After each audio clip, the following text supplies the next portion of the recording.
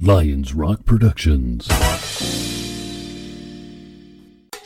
This is Jay Moore. This is Greg Cruz. This is Bryce Vine. This is Dexter from The Offspring. This is Nathan This East. is Sebastian Younger. This is Daryl Ames. This is Stuart Copeland. This is Mick Gillette. This is Andy Summers. This is Dr. Bob Greenberg. This is Gabby Reese. This is Rob Bell. Hey, this is John Leon Guerrero. Hey, and this is Pete A. Turner. Hello, everybody. This is Stan Larimer, the Godfather of Bitshares, and you're listening to the Break It Down Show. And now, the Break It Down Show with John Leon Guerrero and Pete A. Turner. Stan Larimer has led pioneering efforts in software, hardware, and engineering, systems engineering at places like Lockheed Martin, Northrop Grumman, and SAIC. And while his job's not rocket science, he actually did teach rocket science at the U.S. Air Force Academy. He's now simultaneously running operations at Invictus Innovations, at Cryptonomex, and as he said, he's the Godfather at Bitshares. And we're really elated to have you on, Stan. Thanks for joining us today. It's my pleasure. So where do we begin? Cryptonomex is in the business of creating unmanned companies. Tell us what that means and give our audience just an overview of what an unmanned company looks like.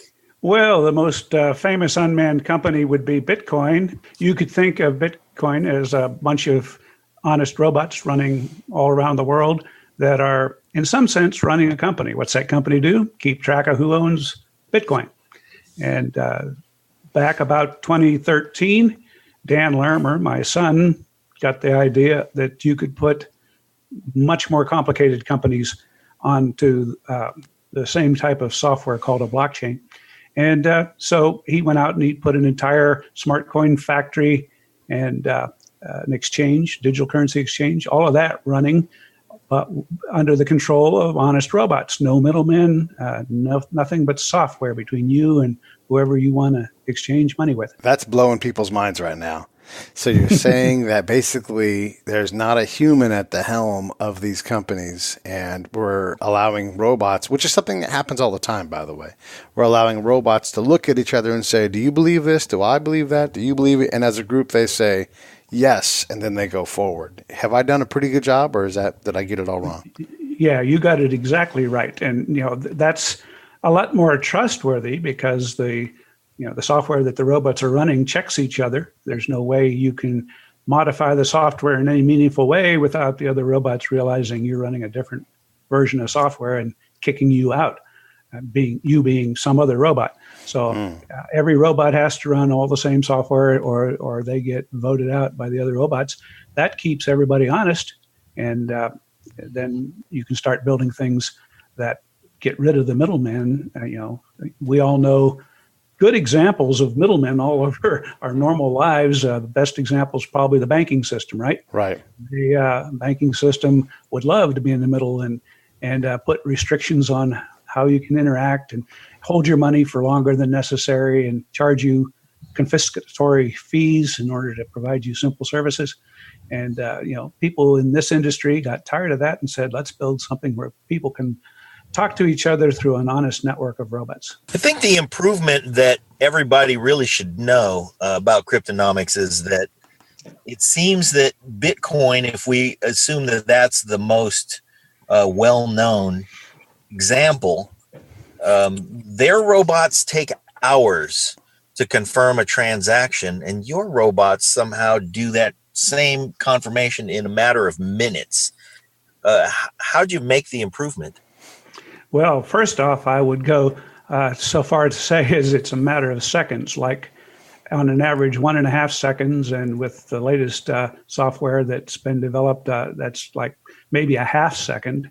And, wow. Bitcoin, on the other hand, it was exhilarating, by the way, when it first came out. I remember back in 2013, I got a payment that came from China, and it got to me in about an hour. That was back before Bitcoin had been clogged up with too much success. It came from China to Virginia in an hour. I sent it to London to an exchange in another hour. And then it took the banking system a week to wire it back to me as US dollars. Wow. So, Bitcoin is hugely better, or was hugely better than the banking system.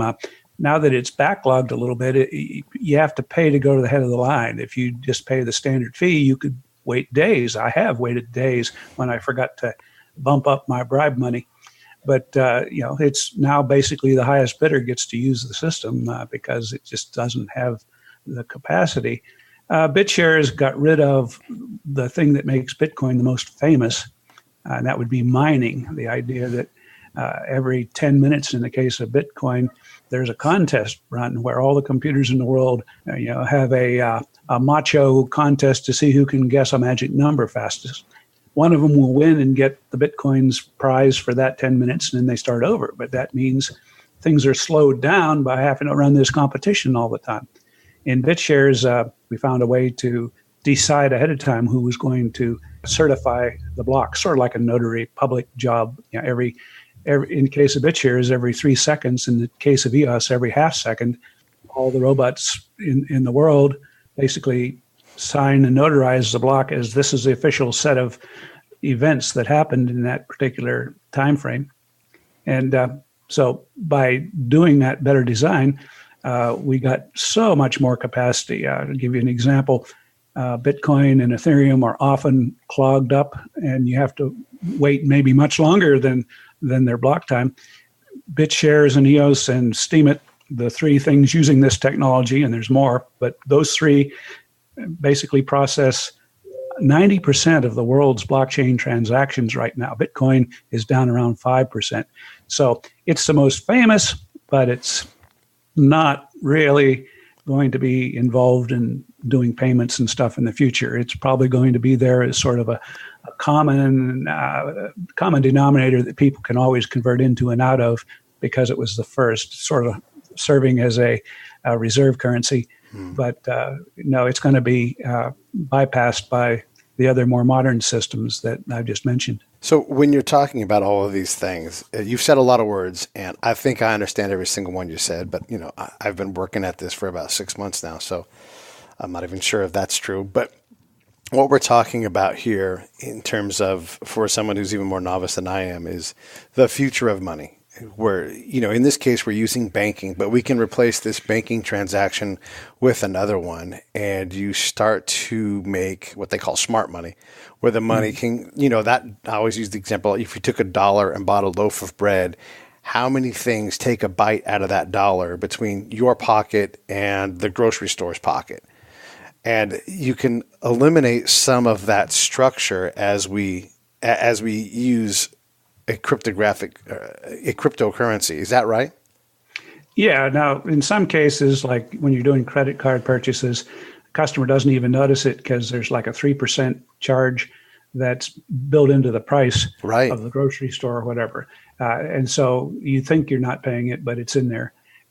If you're talking about something a little more sophisticated, like remittance, where maybe a person is working in some other country from where their wife is living and they want to send money home using Western Union, it could cost you 15% of your paycheck. Just imagine that these poor folks work all day in backbreaking labor, and they get their paycheck, which probably isn't enough in the first place. And then to send it home to feed their family, they got to pay 15% of that whole week's work or month's work, whatever, to some money transmission service. Well, with Bitshares, that would cost them 3 cents to do that same thing. So it gives you an idea how disruptive this can be to the fat cats of the industry who've been, basically using their bottleneck to extract way too much money from people unfairly, I think. Yeah, the bank is glad to take a piece of your money every opportunity they get. They'll charge you for the right to have an account. As you said, they will hold your money and make as much money on it as they can. Especially like when you've got Chase Bank to Chase Bank transaction. We're going to hold these funds to make sure they're good. It's a check from you guys. Right. And, in any given day, they deal with hundreds of thousands, if not millions, of transactions with banks all over the world. Right. They know exactly what banks are good and what banks are bad. And no bank out there is going to wire them money if it's not good. And they've done 100 other transactions with that bank in the last hour and that they still say, we're going to sit on your money. It's a scam. The nice thing about digital currencies is we just simply tell them we don't need you anymore. We don't need you. So, hit the pavement. We've got ways to deal with each other directly. As we're talking, I just did a purchase of Ethereum just to prove how easy this stuff is. I'm going to transfer that money over to my Binance account into a different exchange so I can buy some Bitshares while we're talking. So just FYI, because I do believe in this. But okay, you guys take a micro fraction of what's being taken now, and then there's not a bunch of other ways for the bank to extract money from, Bitshares isn't like, well, when you use an ATM, we're going to pull money out. I mean, it's just that one little piece. So there's fewer middlemen, and the middleman isn't taking such a big bite. How do you do that? Like, how does someone make a someone who's never done a transaction on the blockchain before with a cryptographic currency, how do they do that? How do they become able to change Bitshare for something else? Well, it works just like what you're probably used to with your online checking account. You download an app that you can run, and when the app opens up, the simplest ones, that app would be called a wallet because it's designed to hold digital coins. Doesn't really hold the coins. It holds the keys that allow you to tell all those trusty robots that it's okay to send some money that they've credited to you to somebody else. Okay. So all that happens behind the scene, but from your point of view, you type in an address that you want to send the money to and how much you want to send, and type in your own password. And that's all you need to do to send money anywhere in the world. It depends on which coin you're sending, how fast you can do that. But with the coins I'm talking about, Bitshares, Steemit, and EOS, that's negligible time. I mean, it's so invigorating to be sitting there talking on a phone call or a Skype call to somebody and say, I'll send you some funds to do our deal. I want to lock it in right now. You say, what account do you want to send it to? And someone says, well, send it to Stan. I say, okay. So I type in Stan and put in $20 worth of Bitshares and hit it, and boom. They say, oh, got it. All right, we got a deal. I'll mail you your new Beanie Baby or whatever it is I just bought. And, I got it done. And whereas that's really cool is if I'm going to go to a company that deals in gold. If you've ever tried to buy some gold or silver, you know that they'll say, well, I can't really tell you what the price will be. You'll have to send me your money first. And when it gets here through the banking system a few days from now, then I'll lock it in and tell you how much gold you could buy. And of course, that's terrible because you may be in a hurry to get that. You think the price is going up, and yet you can't. Well, in this kind of case, I can talk to a dealer that accepts Bitshares, and while we're on the phone, he can have the money and lock my price in. So that's the kind of difference. I think, if I'm speaking for the casual listener who's getting scared that robots are taking over the world, I want to echo a couple of points that you made and give some perspective, because I worked at Western Union for many years ago. And one of the things about Western Union's business model was that we allowed people who were in remote locations where currency was something you held in your hand to make a transfer like that. And that doesn't really change if you, and I'm making a big assumption at a place that no longer work. If they were to take their infrastructure for physical locations where somebody comes out of the field where they just got done selling a truckload of watermelons, and they can create a transaction because they're standing in a field with a truckload of watermelons and not connected. But they can go to a connection point, and hopefully what we'll find is that 15% transaction charge that used to take place is now a much more reasonable, but still keeps in mind that there's some infrastructure you have to pay for. But what if it's 1.5%? Because he still gets to walk into a place and say, hey, my sister is in Detroit and I need to send her some money because I just got rid of these watermelons. There is still physical infrastructure need for that kind of transfer, but as long as somebody can be connected to the internet at a location somewhere, somebody who has a physical currency can walk in and do that transaction. And so for those folks out there who depend on that system for that, there's no reason it can't still exist. Well, am I correct in that assumption? Yeah, I agree with that. Look at any industry. Let's just take the rental car industry. You can rent from Hertz because you like its brand and you're pretty sure what you're going to get, or you can rent from Benny's Rent-A-Car and take your chances, and maybe you have to be picked up and shuttled off from the airport in order to get it, and so it's less convenient. And sometimes people are willing to pay more for a brand name and convenience and other things that big companies can provide. So that's on the good side. On the other hand, it opens the opportunity for an entrepreneur. Picture a guy standing on a street corner in a small town in Africa, holding a cell phone and a wad of reals or rands or whatever they're using over there. He's a walking ATM. People can walk up to him with their cell phone, and more people have cell phones than have dinner on any given day over there. But you could walk up to a guy who has almost no overhead and send him some of your Bitshares and have him reel off of his wad of cash in his pocket the corresponding number of rands, and you've now completely eliminated the barrier for anybody to get into this business and deliver service. And of course, in that same town, you might have a Western Union office in the best case scenario, and a person would have to decide, is the extra cost I have to pay to go there worth it, or can I use the guy in the street? And the point is, I'm in favor of letting an entire family of different ways to do things compete. It's going to drive down the Western Union price if they're competing with the guy out in the street with a cell phone. And so it improves it for everybody. I appreciate you spinning that around that way because, my concern is for the listener out there who's going, I don't know, I don't feel good about all these robots. Well, we're living with robots in our pocket in the case of our cell phones, and connectivity is that easy. So even in the most remote locations, like you said, people have cell phones. If you're using a cell phone, then you are capable of transacting within this technology.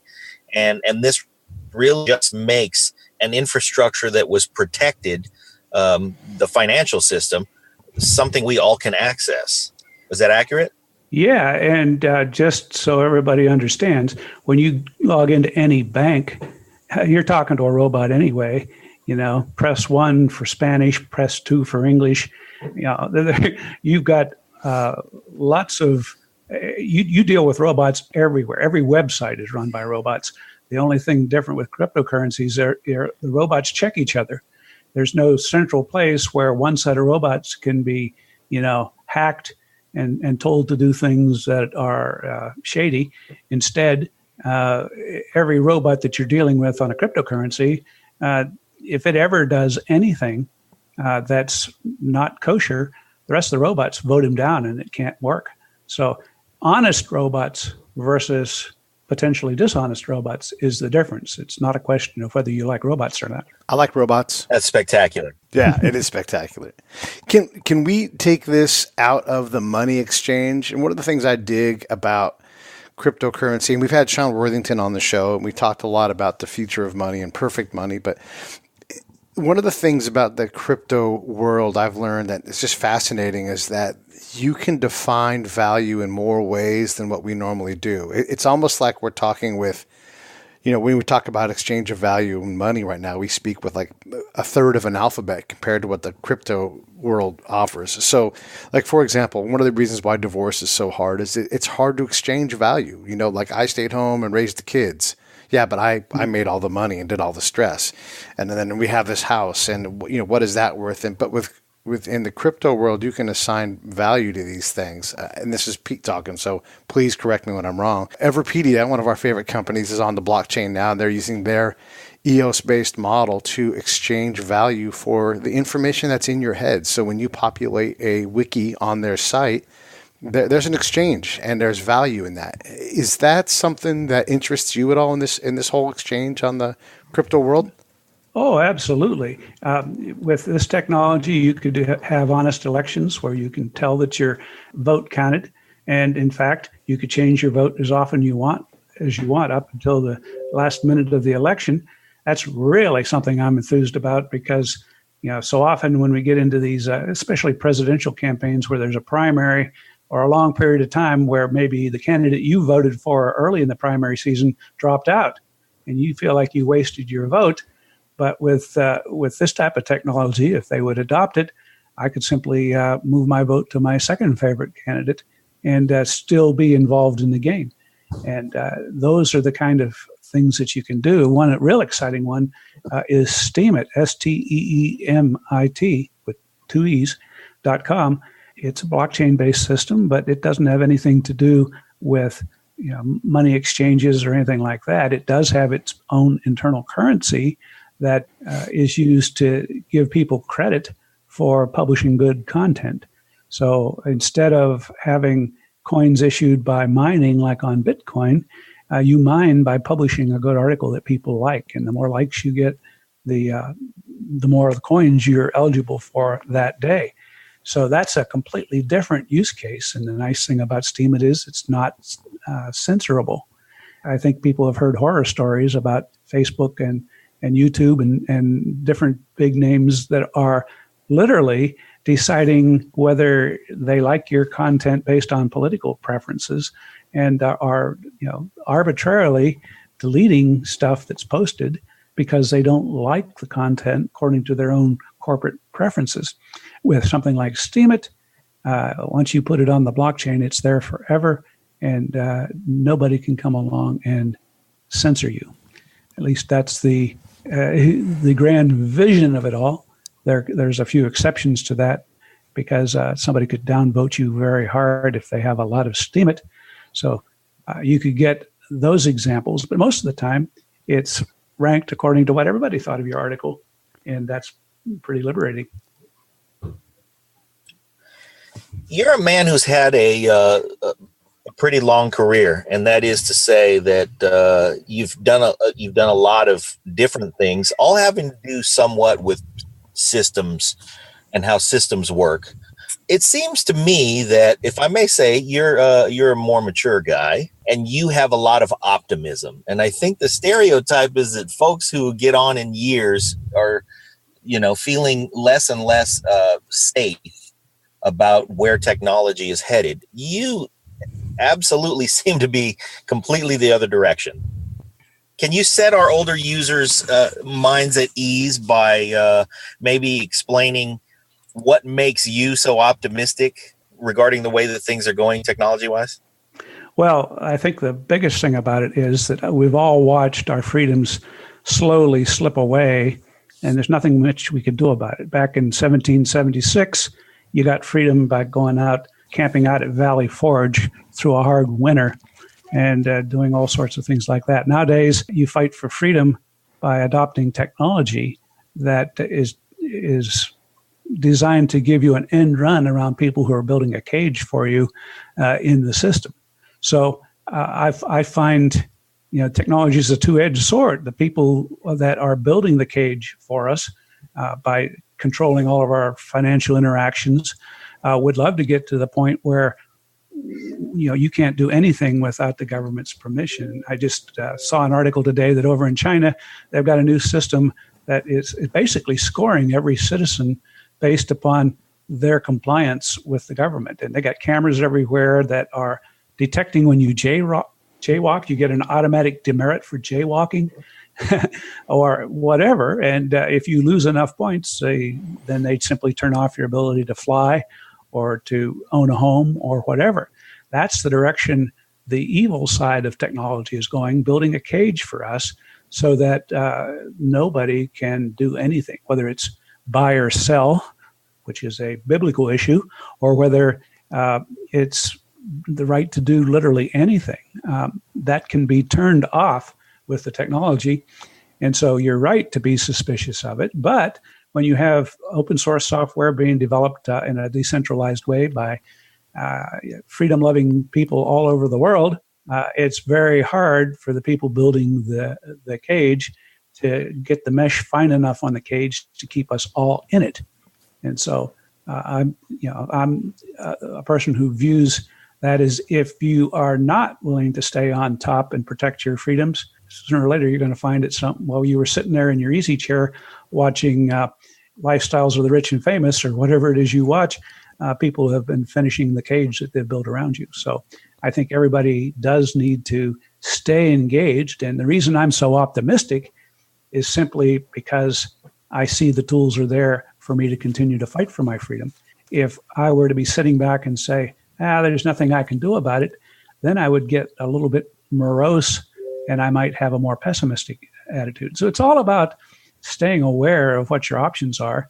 And when you see the things you can do, then there's hope. And I think hope is a very important thing for people of any age to keep. I could not have hoped for a more optimistic answer than that. That was terrific. Yeah, it is great. And there are just so many. One of the things that makes this great is there are so many opportunities. Like when you talk about your vote counting more, that kind of thing. I was thinking about a guy named Ben Bartlett, who we'll probably have on the show at some point. I don't know if you're familiar with him, but he's running for state assembly for California, but right now he's a Berkeley representative. And what he wants to do is take a lot of government projects to the blockchain, and instead of a committee voting, and boy, you want to talk about a middleman, those consultants that specialize in getting projects done are there to help the consultant. I've seen it. I've sat on the committees. And so it's less about what is needed and more about, what we can get through and improved. But if you can literally say it's new fire truck time, buy the fire truck coin from the city of Berkeley, then you can fund a fire truck. If all the neighbors in the community are like, God damn it, our sidewalks are all busted up, they can get together and say, this is where, and they have not only the ability to vote for representative, but you could, not in theory, in practice, vote for the project that suits your community. Yeah, all of that is possible. It's a two-edged sword. Bitshares has built-in voting for how we spend its reserve fund, which is where all the fees it charges go to. And then you can vote to do a project, to upgrade something, to build a nicer user interface, or to hire a lawyer to represent. This episode of the Break It Down Show is brought to you by Lions Rock Productions. That's us. We publish, evaluate, and develop podcasts just like this one, consult others to build their own, and create associated content and content marketing strategies. So if you're launching or expanding your social media presence, your business, or your personal brand, or if you just want to take your media presence to the next level, reach out to us on Twitter at Pete A. Turner or at JohnLG69 at the Break It Down Show. There's 1,000 ways to get a hold of us. Now enjoy the show. A nicer user interface, or to hire a lawyer to represent the blockchain or whatever. And so that's all in place, and it's been working now for several years. But it's not a panacea, because a lot of times you still get into this paralysis of not being able to get enough votes for anything, because once you turn it over to a democracy, you have people that are apathetic, don't care to vote, and other people want to steer things in two directions.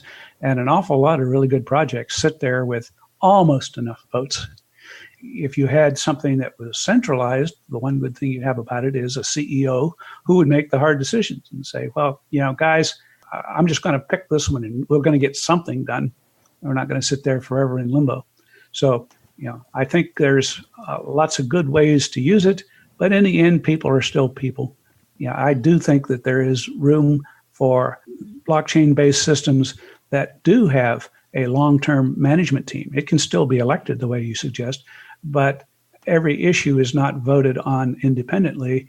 You are electing a representative who will be held accountable over time. Sounds very familiar, doesn't it? It sounds like. And then that representative can make decisions that, right or wrong, are at least consistent with a philosophy and a weighting that particular leader does. And so I think that you're going to find us going. There's a reason why the American founding fathers set up what they did.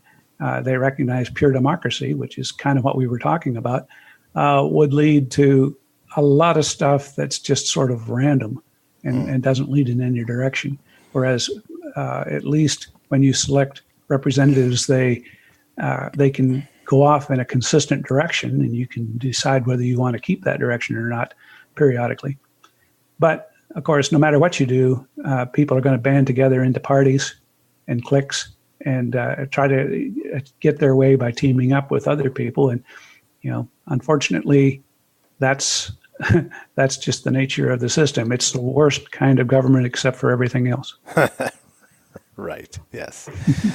I'd like to know if we can gauge how fast the technology is moving by using an example. We have some active listeners who are lawyers, and they bring up very interesting points, and we talk about things like liberties, and and that's why I'm really glad that you use that example. But I'm wondering how blockchain can be applied to things that involve a little more nuance than financial systems, like maybe traffic court.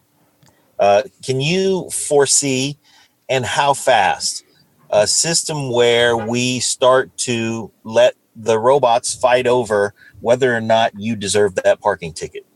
And how would something like that, I imagine it's a similar system where you do have a management structure. There are judges deciding the more important things, but for the mundane stuff like parking tickets, where we can have a system where we can say, well, let's turn it over to the robots and let them fight it out and come to a consensus as to whether or not this traffic violation was justified. Well, you can go part way there. The problem with robots deciding things is, they don't typically have judgment. They have, hard and fast rules. And if you can reduce any issue down to a set of events or facts that a robot can observe, then it's trivial for the robot to put those facts together and compute the outcome. And in fact, those are called smart contracts in the blockchain world. And as long as you can define the terms of your contract to be based on things that the robots can observe, then that will work. But a lot of cases, there's no real way to observe, for robots to observe where you really parked your car and all the other extenuating circumstances that were associated with it. And so at some point, it's going to come down to either a blanket statement, hey, if the cop says you're guilty, which is pretty much what the courts do anyway, then, okay, robots could do that, but you're not really getting any benefit out of it. The hope that you would have is that you could throw yourself on the mercy of the court and say, Your Honor, the only reason that my car was parked there right now is because I had jumped out of the car to get a baby off of the railroad tracks, and I saved the baby's life. And they wrote me this ticket while I was saving the baby's life. Okay, the judge can decide whether they believe that story and weigh the evidence of eyewitnesses. None of those things are something that robots would be very capable of doing. And if we made them capable of doing that by putting robot eyes everywhere in the world like they have in China, I'm not sure I'd like that world any better. Yeah, boy. Yeah, I don't like that world any better either. Okay, so we've talked a lot about like different use cases and that kind of thing. Obviously, the exchange of money. But as the godfather of Bitshares, are we going to at some point see a 40-story tower in downtown San Francisco with the words Bitshares on the outside of it? Or does this? Because that's the other thing, right? Like when you go to big cities, the banks and the insurance companies have their names on the biggest buildings. Who resides in those buildings in 25 years? Well, I don't. That's a multi-layered question. So Yes. First off, you will never see a building I have anything to do with in San Francisco. Okay. Fair enough. All right. Now, maybe someplace in Southern Virginia, out in the country, surrounded by cows or something. Maybe you have a situation where Bitshares itself is a unmanned company. The robots are scattered all over the world. They don't need to live inside of a tall building. Now, there'll be lots of companies that build on top of Bitshares. And in fact, I know of one that's got a skyscraper top story in a major building looking down on the Capitol building in Boise, Idaho. Okay, so, but they don't have Bitshares on the outside. They'll have the name of the company that they're just spinning up right now. So there'll be lots of companies out there that when you look inside them, you say, oh, they're making good use of the blockchain. And they were wise because they chose Bitshares. I don't think you'll necessarily see, there'll be some exceptions. If a company decides to brand a blockchain product, let's say Amazon decided to have Amazon coin, it's conceivable they would build an Amazon building and stick that on the top of it. But, it just depends on what the brand definition strategy is that people have. Yeah, when you asked that question, Pete, I imagined here's this unmanned company with a whole lot of space for manned functions. What are they going to do with them? Well, we're all going to have to live there, and then there's a Bitshares logo on the side of the building just for the sake of having the logo on the side of a building. Well, I'll tell you what's more likely is that you'll find these unmanned companies, these robots that run those companies, placed in all kinds of strategic locations to give them properly engineered sovereignty from interference with a certain jurisdiction. Example, all the robots staying inside the state of Wyoming, which has become famous for writing very states' rights-oriented, crypto-friendly laws. And while you're in there, you're sort of sheltered from other federal level regulations as long as you stay inside the boundaries of that state and don't cross interstate lines. Utah is famous for its legal currency laws for gold. And so staying inside that means you don't have to necessarily comply with 49 other states and 199 other countries in the world. So I think you're going to see the possibility of robots seeking out where they can operate with the most legal certainty. What happens in Vegas stays in Vegas. Sure, yeah.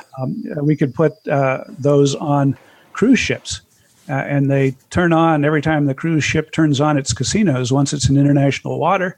And when it pulls into port, they shut down and turn over the transactions to some other cruise ship that's still at sea. Mm-hmm. And now you've got a blockchain that operates entirely in international waters. You could put them on a network of satellites and have all the blockchain happen in international space.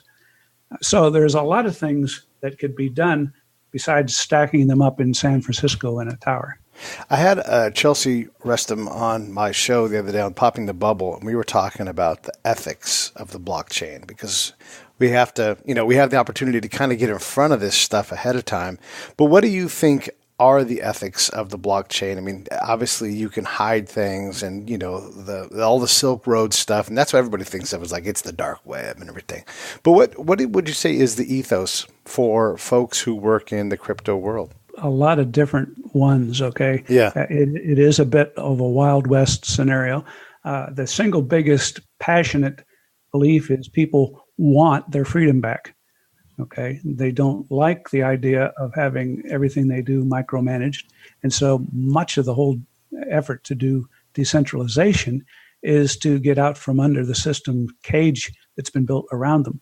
And so if you were to take a random poll of people who have been in this industry for a while, overwhelmingly, it would be a passionate desire to be left alone. But the same ethics people recognize the fact that if you develop a reputation as being a scammer, your business is eventually going to collapse. And, there are in any such location people who will try to scam you. But I point out to you that that's epidemic inside our existing system. You think about the number of crimes that are committed with a suitcase full of cash, and you recognize the fact that there's no difference between cryptocurrency and government currency in terms of the ways people can find to misuse it. And I know that the existing banks would love to paint the crypto industry with a broad brush and say, look, these guys scam people. This is a bad technology. But I would point and say, you banks scam people all the time. You take their money and then you go out and invest it. And if you make money, you keep the profits and give them 0.5%. And if you lose money, then they lose money. And you pass the losses on to your customers and you keep the profits. And you rehypothecate stuff. That's a big fancy word for meaning take credit for it several different times. You say, I've got backing for the thing I'm doing, but I used it to back 3 different things. And I use fractional reserve. There's so many criminal things in the banking system that cryptocurrency is lily white compared to what those guys do. You've not even mentioned the ethical issues where customers were violated. You're just talking about the bigger picture things that happen a little higher up the chain. Well, even the regulatory agencies that are supposed to protect us have been given so much power that they don't even bother trying to bring justice anymore. They just use their power. I just watched a case I've been watching for about 6 months, the Arise Bank case. They basically went out on the internet and scraped a bunch of rumors that people were making up about this one particular project, which is a little software guy sitting there writing code to allow people to have an app on their phone that would work like a bank. And he made the mistake of saying you can be your own bank. And so suddenly that, the big eager eye of the government woke up and said, wait a minute, you can't use the word bank. Well, I can use blood bank and piggy bank and sperm bank. Why can't I say that I have a cell phone bank? But at any rate, they used that plus a bunch of false information that they were able to scrape up off the internet, took it to a judge, lied to the judge about what this guy was supposed to do, and got the permission for the FBI to come in. And about 30 or more FBI agents in the middle of the night kicked in his farmhouse door and ran off with his 3 computers and 5 cell phones for the guys that were working on the software project together. And then the judge forced him to give over the investments. There were people who put in $600 million worth of pledged stuff. I think the actual amount that they put in was only probably a couple million that they delivered, but the agents seized all that, and then they spent the past 6 months counting it and running up a bill of $500,000, or maybe it's $1.5 million in legal fees. Didn't arrest the guys because they found nothing that he did wrong. But even now they're negotiating to say, well, we didn't find anything you're doing wrong. We'll let you off the hook instead of making this drag out for the rest of your life. Yeah. You're going to have to, pay us back for everything we wasted. Wow. That is the kind of horror stories that are happening. Of course, you see the things that are happening in Washington these days in terms of the deep state and the dirty tricks they're playing. And it's just completely out of control. Yeah. Yeah, that's disheartening to hear. I mean, those stories happen all the time, though, right? Someone's out there trying to put a vision together without harming anybody else, and it gets bad. I was struck by the ad campaign that Rise, probably a different company, but Rise was a lender, like a predatory lender kind of company that spams you and sends you a bunch of email or regular mail. And you probably remember the commercial. They talk about rising up, like if you're going to get back, like rising up. So they have Rocky as their, and they bought the rights to use Rocky running down the streets in Philly. And I'm like, you realize that Rocky at that point was a loan shark thug, That's the guy that you chose to sell your loan? Are you kidding me? Yeah. Nobody knows. I mean, there's another horror story. I think people have heard of something called Silk Road. Yeah. This guy who just wrote some software and was building a business, and literally some government agents hacked into his computer and put false illegal activities on it in his name, and including putting contracts out on people. This was the government guys framing him by putting this up. As a result of that, wasn't known at the time he was sentenced. He was given 3 lifetime sentences in jail. And then just recently, those 2 government agents were caught and proven that they were the ones that framed him and had done all this false stuff on his network. They were given 6.5 years in jail. He's still rotting in jail for 3 lifetime sentences, and apparently he's exhausted his appeal. The only hope is that he'll get a presidential pardon, but that is the kind of criminal system that we've got out there. It's way out of control. It's a threat to the freedom of every American. Wow, that story in particular strikes a lot of our listeners' chords. I remember seeing that story on 60 Minutes. It's funny that what our conversation, which began with the creation of unmanned corporations, has really spun into a conversation about liberty and justice. before we leave this point, and I don't say these words, I applaud these efforts, not just for the advance of technology and the more honest financial system, but I really applaud that it seems like your underlying driver emotionally is to create a better world with less injustice.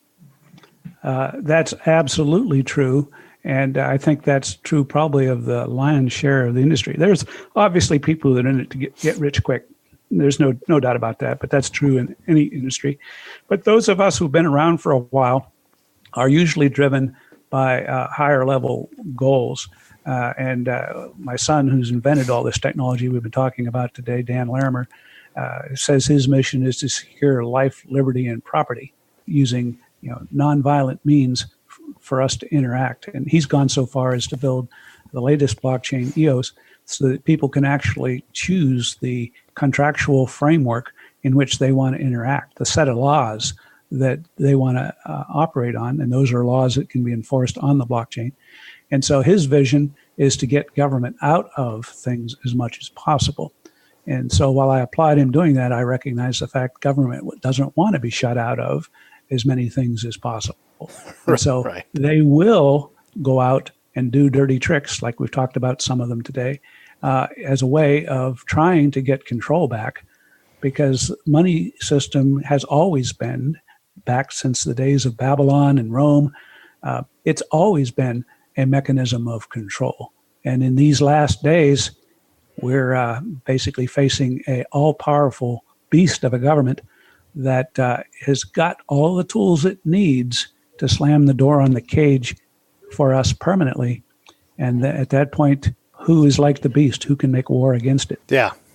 Who can make war against it? That's for sure. And yeah, thanks for Dan for the work he's doing, and thanks for the work you're doing. By the way, while we were talking, it seems like he was raised right. Yeah, exactly. He's gone far beyond his dad, as it should be. So this is how hard this is for the audience. I went on to my Coinbase account and I bought some Ethereum, and then I transferred that over to my Binance account and I bought myself some Bitshares. And good man. You just keep doing that, rinse and repeat. Well, this is my question then, right? So someone who's 5 steps behind me, and if anybody needs help, please just reach out. I'll help you. I'll show you. I don't need to make any money doing it. I just want you to be on the adventure with me. So as a guy that owns, I think I own 500 Bitshares individually. Mm-hmm. What do I do? Just keep on stacking them up and keep holding, you think, or what's your thought? Well, yeah. First off, you've got to come to some kind of conviction as to what to hold. Yeah, you can spray the top 30 or 40 coins on CoinMarketCap and say, well, most of these will go to zero, but a couple won't, and that'll make up for it. So that's one strategy. If you've got the time, though, you're far better off looking at the coins and understanding why you're holding them. Sure. And one reason is to look at the past and say, well, Bitcoin's gone up by a factor of 4,000 in the past few years. Ethereum has done so too. Those must be really good coins, but you might also say, and they've already had their big growth spurt. Maybe I ought to find something that's at least as good as them that hasn't been discovered yet, and make sure that it's being run by a good, solid, reputable team that I can interact with, and it's got a strong and enthusiastic community that I can talk to and learn all the scuttlebutt about that one. And then buy that while it's still a penny stock, so to speak. Then maybe you'll get the 1000x growth on that coin. And if you can find a coin like any of the three that I've mentioned, Bitshares, Steemit, or EOS, that are doing 90% of the industry's transaction and have yet to even make a blip in terms of their growth spurt, now you're talking about the perfect mismatch, right? Between something that is highly adopted and heavily used and yet hasn't gone through a big growth spurt. Although, to be fair, Bitshares is up by a factor of 60 since a year ago. So it's getting some growth. EOS is up to the point where it's the third largest one on CoinMarketCap right now. It's only got 5% of the industry's market cap, but 5% is pretty good. Yeah. Bitcoin has 70%, just for comparison. So, I would not do the stupid way of saying I'm going to let past performance like what the market cap is, be an indicator of what's going to happen in the future. This is a rapidly changing industry. New stuff is coming along all the time. It helps to be big because you have big budgets, and so maybe you can be like Microsoft and catch up if you're late to enter. But I still think that you are better off if you understand the first principles of what you're investing in, and then don't put all your eggs in one basket. Well, we're going to take that advice and post this show about 18 months from now. Hilarious. Yeah, and actually, I'll say this too, because the audience doesn't have any idea about this, most likely. When you buy things like EOS, which Stan has talked about, that his son Dan helped build, you put it in your account and you hold it there. And you add to it and everything else, and you can use it for certain things. But the other thing that happens is when a company like Everpedia comes along and wants to build a coin off of the EOS platform, that coin, in this case IQ, gets dropped into your account. So I didn't spend money, and there's IQ tokens in my account, and that's not the only one. So there's these other companies that are building on the EOS platform. So by holding it, you actually end up getting, a position. Not for free because you spent money on EOS, but it's almost like a dividend in a new opportunity. My bank doesn't do that for me. Yeah, that's called an airdrop, and airdrops have been around for a while. There was an airdrop on Iceland. Everybody in Iceland got an Aurora coin. So that can be done. The reason that you do an airdrop, first and foremost, is you're sending out free samples to everybody in an existing community, so that they'll get excited about your product. Another reason for doing the airdrop is there's some theories that say that's a way I can distribute my coins, get a lot of people out there using them, and do it in a way that's not going to be treated like a security by the regulators.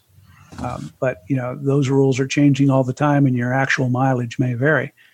But that's really the theory behind EOS. It's a big, growing community, and if you're creating something new and you want to get your coins out there and get people using them, it's a really good thing to do, to say, hey, for every EOS coin you got, you get one of my coins too. And that's a good way to bootstrap it, at least, and until the government finds a reason why that's not okay. Yeah, but you know what? Someone else, maybe Peter Thiel or one of those kind of guys, can be like, you bring all the crypto. Someone is going to say, this is the dumb to regulate this. We're just going to go after it. Wyoming's being aggressive and trying to create this business. So we want the business. We want there to be a bunch of empty buildings run by robots and cash flowing through here, Yeah. It's yes, the government wants to control it, wants to fight, but one of the decentralizing factors is the blockchain thing just kind of refuses. And it's exciting. It's an arms race, okay? Yeah.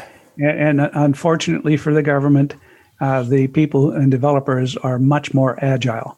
And so, wherever the government tightens its grip, people are going to invent things to squirt through their fingers. So it's a never-ending battle, and it ends either in total tyranny if the government wins, or total freedom or increased freedom if the people that are building the freedom-enhancing technologies win. I really appreciate your insight on this stuff, and this has been a great and inspiring conversation. Well, thank you. Enjoyed talking to you. This is Stan Larimer. He's incredible. We'd love to have you back on because we're constantly learning about the blockchain. I'm proud to say that I got some things right, and I've got a lot more learning to do. But understand for the audience, I just started learning about this, and I've read a bunch of articles, and I've had the luxury of talking to people like Stan and, Richard Titus and all kinds of great people. But I spend time learning about it because there's no doubt. Anybody who's like, oh, cryptocurrency, it's not the future. It's over. It already is the future. The bomb already went off. The money is going to change. How we exchange value is going to change. And there will be banks are trying to catch up. They're not letting on too much, but they're out there trying to figure out how to do this. So having someone like Stan on, pay attention, please do yourself the favor of seeing this on the ramp on the way up, because there's so much opportunity, and it really is a way to make the world a better place. I totally agree with Stan, and it's just in the Liberty area. There's so many different areas. What's one more area where you think this is really going to change how we improve things? I think the next round is where we start integrating other industries into using it. Right now, we're trying to sell it to the individual retail person to become an adopter.